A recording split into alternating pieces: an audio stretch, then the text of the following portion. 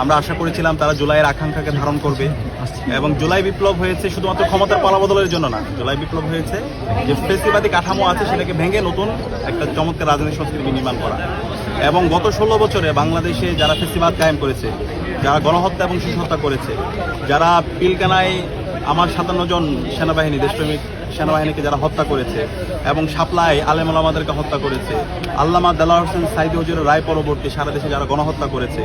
এবং 3টা অবৈধ নির্বাচন করেছে এবং ক্যাম্পাসগুলোতে যারা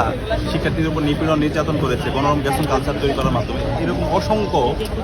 বিচারিক হত্যাকাণ্ড এবং বিচার বহির্ভূত হত্যাকাণ্ড করেছে,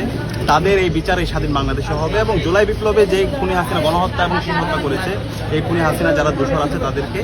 দৃষ্টান্তমূলক বিচার আওতায় নিয়ে আসার জন্য তাদের স্ট্রং কমিটমেন্ট থাকবে এবং শহীদ ওসমান হাদি হত্যার বিচারের জন্য তাদের স্ট্রং তাদের কমিটমেন্ট থাকবে। কিন্তু 10 দিনের অ্যাক্টিভিটি দেখে আমার কাছে মনে হচ্ছে তারা জুলাইয়ের আকাঙ্ক্ষাকে ধারণ করছে না, তাদের অ্যাপ্রোচ, তাদের কথাবার্তা, তাদের আচার আচরণ সবকিছুতে। এবং আমরা দেখতে পাচ্ছি ফেসিবাদী